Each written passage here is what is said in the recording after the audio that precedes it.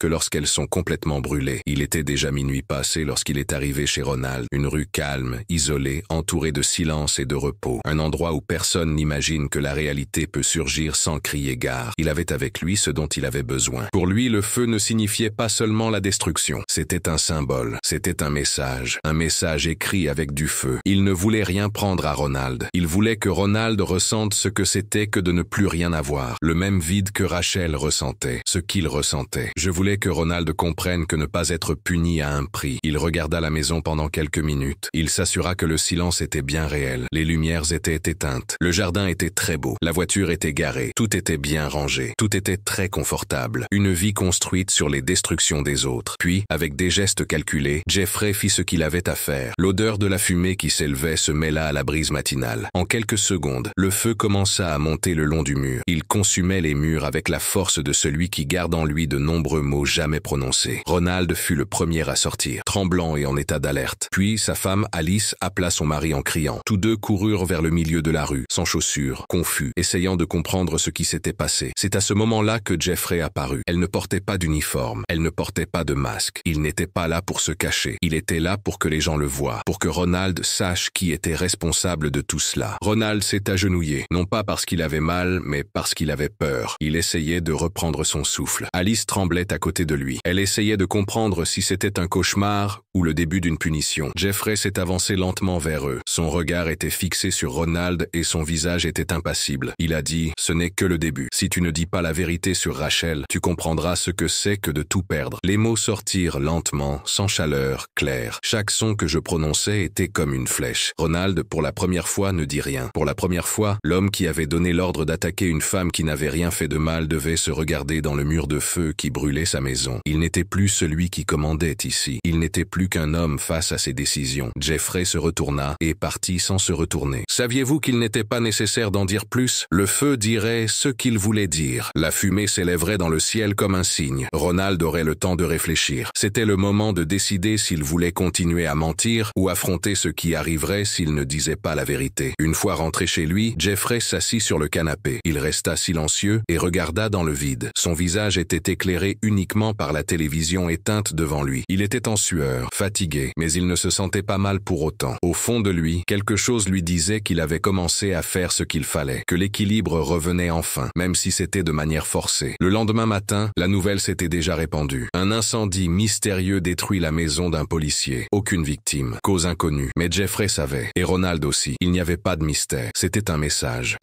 qui devait être compris. Ronald, cependant, n'a pas répondu par la peur. Il a répondu par le silence. Un silence lourd, construit avec une fierté blessée. Il ne s'est pas prononcé sur l'innocence de Rachel. Il n'a rien dit. Il n'a pas cherché à contacter le journal. Il a choisi de garder le silence. Pour Jeffrey, ce silence était un défi, un signe que la guerre ne faisait que commencer. Alors que les journaux parlaient de ce qui s'était passé comme d'une nouvelle tragédie dans la ville, une compétition entre deux personnes commençait à changer. Le système judiciaire n'avait pas fonctionné. La justice personnelle était en train de se faire. Maintenant que le feu s'était éteint, une nouvelle question se posait. Jusqu'où peut-on aller pour protéger ce qu'on aime? Quand la justice s'arrête-t-elle et quand l'obsession commence-t-elle? Jeffrey ne connaissait pas la réponse. Ce n'était pas le moment, mais quelque chose en lui disait que si Ronald n'apprenait pas de cette perte, il apprendrait de la peur. Parfois, ce que l'école n'enseigne pas, la vie l'enseigne de manière difficile. Quelques jours après l'incendie, Ronald n'était plus le même homme. L'odeur de charbon semblait encore imprégner ses vêtements, même après avoir tout nettoyé. C'était comme si le feu avait laissé une marque sur quelque chose au-delà des murs, quelque chose en lui. Il retournait au travail, il enfilait son uniforme et saluait ses collègues. Mais l'énergie qu'il ressentait en lui ne disparaissait pas avec les règles. Il ne marchait plus droit. Chaque pas lui donnait un goût de honte. C'était un goût qui mélangeait quelque chose d'amer et un peu de fierté. Pour Ronald, ce n'était pas seulement une attaque, c'était un avertissement. Et il n'accepterait jamais, même pour lui-même, que cet avertissement lui ait fait peur. Ce qu'il ressentait maintenant était différent. Une forte envie de riposter. Il ne voulait pas accepter la défaite. Il ne voulait pas être humilié. Il n'acceptait pas de se taire contre son gré. Pour lui, Jeffrey avait franchi une limite importante entre les personnes qui respectent la loi. Et surtout, il comprenait que s'il laissait faire, il perdrait non seulement le contrôle de l'histoire, mais aussi le respect de son entourage. Ronald était un joueur qui agissait dans l'ombre. Il savait nouer des alliances. Il savait à qui il devait des faveurs et qui lui en voulait. Le moment était venu de rassembler toutes ces pièces, de créer quelque chose de plus fort et de plus dangereux. Et c'est ainsi que le piège s'est tendu. Ronald a soigneusement recherché 4 anciens amis de l'académie. Ce sont tous des hommes qui ont eu des vies difficiles. Chacun, à sa manière, devait quelque chose au système. Et tous avaient des blessures qui n'étaient pas bien cicatrisées avec Jeffrey. Certains à cause de choix qu'ils avaient faits au sein de l'organisation. D'autres à cause de vieux désaccords qui avaient été cachés dans les couloirs de la caserne. Il n'a pas été difficile de les convaincre. Dès qu'ils ont mentionné le nom de Jeffrey, le poison est apparu. Le plan ne serait pas officiel. Il n'y aurait pas de note. C'était quelque chose qui se faisait en dehors de la loi, mais avec l'habileté de ceux qui connaissaient tous les recoins de la ville. Le jour choisi était un mardi ordinaire, mais pour Ronald, ce serait un jour pour faire les choses comme il faut. Jeffrey quitterait le travail comme d'habitude, en fin d'après-midi. Il n'était pas au travail, mais il pouvait encore se déplacer librement dans les couloirs de la police. C'était prévu. Il suivait une méthode. Ronald connaissait le chemin à suivre. Il savait où il se trouvait. Elle savait où rester à l'écart de la circulation intense. Tout a commencé quand quelqu'un est sorti d'une petite route. La voiture de Jeffrey, qui est une voiture ordinaire, roulait sur une route presque déserte. Il y avait des arbres d'un côté et de l'autre. C'était un endroit qui avait toujours été calme, loin des gens et des caméras. Idéal pour ceux qui voulaient disparaître pendant quelques minutes. C'est aussi un bon endroit pour ceux qui pensaient faire disparaître quelqu'un pour beaucoup plus longtemps. Jeffrey a vu quelque chose dans le rétroviseur de sa voiture. Une voiture était très proche, le suivant avec une telle précision que cela ne pouvait pas être une coïncidence. Une première, puis 2 autres sont apparus sur les côtés. La circulation était fluide, mais les voitures se déplaçaient ensemble. Son intuition s'est mise en alerte. Ralentir. Il a allumé les phares de sa voiture. Il changea de voie, mais les voitures ne le laissaient pas partir. Il était encerclé. C'est dans cet endroit isolé où les derniers rayons du soleil touchaient presque le sol que tout explosa. Le premier coup de feu venait du côté de la vitre. Le bruit résonna comme un coup de tonnerre sans pluie à l'intérieur de la voiture. Jeffrey se jeta sur le côté et accéléra à fond. Les coups de feu se succèdent. Des morceaux s'éparpillent. L'adrénaline monte. honte. La personne tient le volant de ses mains tremblantes. Une des balles traverse la tôle de la voiture et lui touche l'épaule. La douleur est immédiate et intense, mais il ne s'arrête pas. La route semble se rétrécir, comme si elle s'opposait à lui. Puis, la voiture a perdu le contrôle et a quitté la route. Le choc avec le sol de la forêt a été très violent. La voiture a fait 2 tonneaux. Elle a brisé des buissons, soulevé de la terre et arraché des plantes. Quand elle s'est arrêtée, couchée sur le côté, le silence qui a suivi semblait irréel. Jeffrey était à bout de souffle. Il a ouvert la porte avec difficulté. Son visage était sale. Son épaule lui faisait mal. Ses muscles étaient tendus à cause du stress. Il est sorti en boitant. Il s'appuyait contre les arbres. Ses pas n'étaient pas guidés par sa vue, mais par son instinct. Il n'était pas sûr d'être suivi. Il savait seulement qu'il devait quitter cet endroit. La nuit tombait déjà sur la forêt. L'air était lourd et humide. Il y avait des doutes dans l'atmosphère. Jeffrey a rampé pendant plusieurs minutes qui lui ont semblé durer des heures. Il est tombé sur des racines et a glissé sur des pierres. Il n'avait plus de force, mais il était en vie. Et c'était la seule chose qui comptait. La forêt s'est réveillée très calme. Un silence qui semblait honorer la vie qui avait failli être emportée par l'obscurité de la nuit dernière. Entre les branches tordues et les plantes humides, il y avait des signes de quelque chose de différent. De grandes traces de pneus sur le sol sont partout. Des morceaux de verre sont éparpillés. Les feuilles étaient cassées, comme si quelque chose les avait frappées violemment. Et là, au fond, cachée entre les plantes et la moisissure, la voiture de Jeffrey gisait sur le côté. Une machine endommagée. Un morceau de fer qui, d'une manière ou d'une autre, était encore chaud. Jeffrey avait laissé derrière lui non seulement sa voiture, mais aussi une partie de son identité. Ce tronçon de route sombre où une violente attaque avait eu lieu n'était pas seulement un lieu, c'était un symbole, la marque du moment où le système avait cessé d'être un simple ensemble de règles et s'était révélé être un lieu de compétition. Il marcha pendant des heures dans la forêt. Il ne savait pas s'il avançait ou s'il restait au même endroit. Son épaule lui faisait très mal. Ses jambes tremblaient. Sa respiration était rapide mais régulière. Chaque pas était une demande silencieuse pour survivre. Il ne marchait pas seulement pour se protéger. Il marchait parce qu'il avait encore quelque chose qui le maintenait debout. Rachel. Son visage lui revenait sans cesse à l'esprit. Penser à elle, c'était comme jeter des cordes dans l'obscurité. Des cordes qui l'empêchaient de sombrer complètement. C'est à ce moment-là qu'il aperçut la cabane. La vision semblait presque irréelle. Au milieu de la forêt dense, la construction simple ressemblait à un rêve, issu d'un esprit fatigué. Mais elle était bien là, pour de vrai, plantée entre les arbres, comme si elle avait toujours été là, attendant. La porte était légèrement entr'ouverte. De la cheminée, construite de manière simple, une faible fumée s'élevait et se déplaçait avec le vent. Et à l'intérieur, une femme regardait le monde avec des yeux habitués au silence de la nature. Carmen. Le nom serait choisi plus tard. Mais à ce moment-là, ce que Jeffrey vit, c'était une personne calme à laquelle il ne s'attendait pas. Elle le regarda pendant quelques secondes. Pas de peur, pas de mouvement brusque. Juste le regard attentif de quelqu'un qui sait déjà voir la douleur de loin. Il trébucha sur quelque chose et tomba à genoux. Elle s'approcha lentement de lui. Il l'aida à se relever, comme s'il l'avait déjà fait auparavant avec d'autres personnes blessées. Peut-être l'avait-il déjà fait. À l'intérieur de la cabane, ça sentait le bois brûlé, les plantes et les souvenirs du passé. Le plancher en bois craquait sous les pas et les petites fenêtres laissaient entrer la lumière comme un écran sur le temps. Carmen posa peu de questions. Je ne voulais pas connaître les détails de leur fuite. Je ne m'intéressais pas non plus à l'origine de ses blessures. Il se contenta de s'occuper d'elle. D'une main ferme et avec des gestes simples, il nettoya sa peau éraflée. Il banda son épaule blessée. Il réchauffa de la soupe sur un vieux poêle. Puis il plaça un coussin sous sa tête, comme s'il prenait soin d'un vieil ami. Jeffrey était incapable de communiquer. Ce n'était pas parce que la douleur était insupportable. C'était parce qu'après avoir essayé si longtemps d'être fort, le silence de cette maison lui semblait être une étreinte dont il ne savait pas qu'il avait besoin. Pendant longtemps, quelqu'un l'avait vu comme un homme blessé. Cette personne ne le voyait pas seulement comme un fardeau, un nom ou une tâche. Il n'était pas le chef de la police dans cette ville. C'était juste quelqu'un qui avait essayé de protéger ce qu'il aimait et qui avait failli se perdre à cause de cela. Carmen prépara un thé très fort. Ce thé brûle la gorge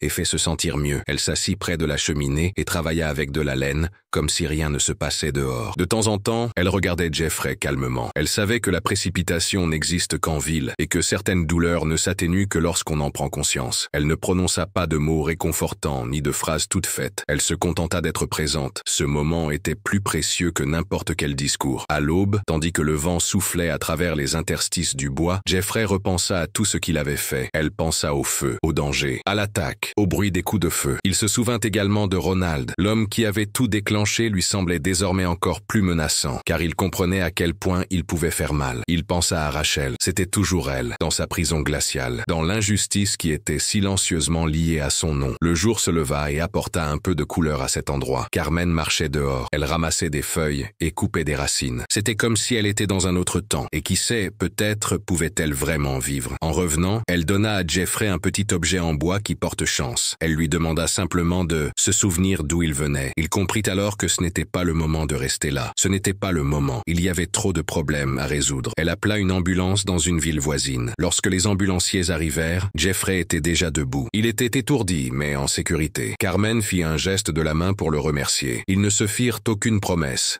ni ne se promirent de se revoir. Un long regard, comme si l'on savait que les vraies rencontres n'ont pas besoin d'explications. Il monta dans l'ambulance et partit pour l'hôpital, certain qu'il avait encore du temps. À l'hôpital, les médecins furent surpris qu'il ait survécu à tout cela. La balle n'avait touché aucun organe vital, mais la perte de sang et le choc pouvaient être dangereux. Le retour à la normale fut lent. Il reprenait peu à peu ses esprits, mais c'était son âme qui avait changé. Jeffrey resta hospitalisé pendant 5 jours et ne reçut aucune visite. Je ne voulais pas. J'avais besoin de réfléchir. Il était important de mettre de l'ordre dans mes pensées. Il était très important de décider quoi faire ensuite. Et c'est là, dans ce lit froid, au milieu du bruit des appareils, qu'il a pris une décision qui allait tout changer. Ronald ne s'en sortirait pas. La loi n'avait pas fonctionné. Les institutions n'avaient pas rempli leur rôle. La tentative de le faire taire par des coups de feu n'avait fait que renforcer sa volonté de continuer. Il savait qu'il lui fallait plus que du courage. Il lui fallait un plan. C'est à ce moment-là qu'il a commencé à parler à d'anciens amis. Des capitaines d'autres villes étaient des hommes qu'il avait aidés auparavant. Ils connaissait la valeur de la loyauté. Il a rassemblé les noms un par un. Il a élaboré un plan. Ce ne serait pas une réponse rapide dictée par la colère. Ce serait une action. Quand il est sorti de l'hôpital, il avait tout prévu. Ronald pensait avoir gagné, mais il n'avait fait qu'irriter un homme avec du temps, de l'argent et une tristesse que le silence ne pouvait apaiser. La forêt n'était pas seulement un endroit où se cacher. Elle a été le théâtre d'une renaissance, un espace où la douleur a pu se reposer et où la justice a enfin commencé à écrire une nouvelle histoire. La justice des tribunaux avait déjà commis des erreurs. La justice morale avait été altérée par la présomption d'un système qui se faisait l'aveugle pour ne pas voir ce qu'il ne voulait pas voir. Jeffrey croyait que la seule justice qui valait la peine était celle qu'il créerait lui-même. Il le ferait en utilisant les ressources dont il disposait encore, la loyauté, la stratégie et le temps. Les jours qui ont suivi sa sortie de l'hôpital ont été calmes, mais pleins d'activités. Chaque pas qu'il faisait et chaque appel qu'il passait faisait partie d'un plan. Ce plan avait été élaboré avec soin, comme par quelqu'un qui connaissait très bien le fonctionnement de la police, comme s'il connaissait sa maison. Il n'a pas cherché d'aide au sein de l'entreprise de Los Angeles. Saviez-vous que là-bas, chaque mouvement était observé et chaque mot compris? C'est ainsi qu'il est parti des villes voisines, des régions oubliées et d'anciens amis qui occupaient désormais des postes importants. Certaines personnes avaient des dettes envers d'autres. Je remercie tout le monde. Personne n'a posé de questions, car lorsque Jeffrey parlait, il parlait avec la force de quelqu'un qui avait déjà aidé des gens, résolu des problèmes et gardé des secrets importants. C'est avec ces hommes qu'il élaborait maintenant un plan qui semblait fou. Faire disparaître Ronald, pas par vengeance irréfléchie, mais pour qu'il ressente de l'autre côté le même sentiment d'abandon, de manque et d'indifférence que Rachel avait éprouvé dans le froid de la prison qui était injuste. Il ne suffisait pas de l'arrêter. La prison normale permettait encore de parler. Jeffrey voulait un endroit calme, être seul, une sorte d'oubli qui ferait perdre à Ronald non seulement sa liberté, mais aussi la certitude que quelqu'un se souvenait encore qu'il était en vie. L'occasion se présenta plus vite que je ne le pensais. Ronald avait repris le travail, même après ce qui s'était passé récemment. L'incendie qui avait ravagé sa maison, la fusillade avec Jeffrey et les rumeurs au sein de l'entreprise ne l'avaient pas empêché de retourner au travail. Pour lui, tout cela n'était qu'un défi de plus à relever. Il avait la confiance de celui qui pense être plus fort que les conséquences. Mais derrière son regard confiant, Ronald était également méfiant. Elle avait le sentiment que quelque chose se tramait. Elle commençait à comprendre que Jeffrey avait réussi à survivre. Et pas seulement physiquement. Il sentait que quelque chose bougeait au coin de son œil. Mais il ne savait pas d'où cela venait. Jamais. Le piège avait été soigneusement préparé par quelqu'un qui avait déjà mené de nombreuses opérations secrètes. Rien ne pouvait être suivi. Il n'y a aucune image. Il n'y a aucun bruit. Il n'y a aucun témoin. La situation s'est déroulée dans une zone rurale. Un mensonge sur un trafic d'armes allait être utilisé pour attirer l'attention. Ronald avait été choisi pour diriger un petit groupe chargé des urgences. Il ne savait pas que, sur cette route de terre, entre des bâtiments vides et des champs à l'abandon, le terrain était en train d'être préparé pour l'attraper. C'était la fin de l'après-midi lorsqu'ils sont arrivés sur place. La lumière jaune du soleil passait à travers les ouvertures des hangars. Cela créait de grandes ombres étranges. Ronald est sorti de la voiture en tenant la radio. Il appelait à l'aide. Tout était très calme, mais il ne faisait pas demi-tour. J'avais beaucoup confiance en moi. Je pensais pouvoir tout prévoir. Ce fut sa première erreur. L'attaque a eu lieu par les côtés. 2 voitures noires sont sorties des buissons. Elles étaient silencieuses et n'avaient pas de plaque d'immatriculation.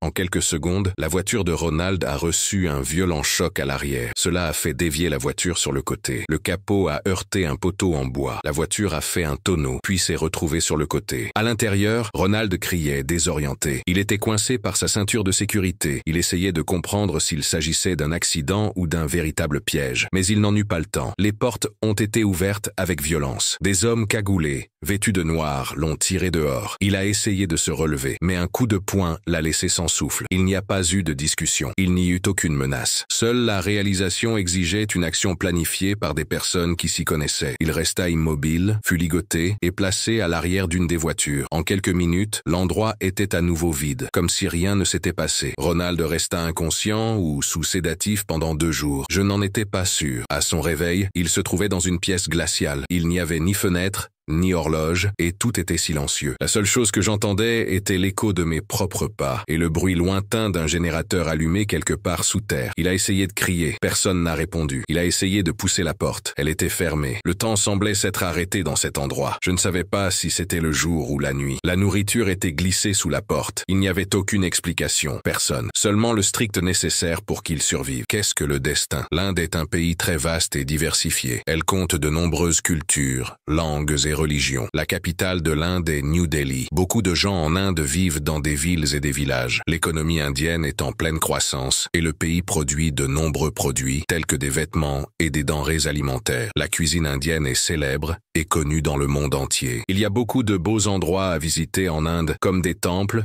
des montagnes et des rivières. Un pays si grand qu'il est facile d'être séparé de quelqu'un. Un système judiciaire si compliqué qu'il peut ignorer n'importe quelle identité sans attirer l'attention. Le voyage s'est déroulé en plusieurs étapes. D'abord jusqu'à une plage éloignée où un bateau clandestin les attendait. Ensuite, ils ont passé 40 jours en mer sans parler à personne. Les hommes qui le transportaient ne parlaient pas. Ils ne faisaient que suivre les ordres. Il n'avait aucune idée de qui était impliqué. Mais au fond de lui, il savait déjà. Jeffrey, l'homme qu'il avait tenté d'éliminer.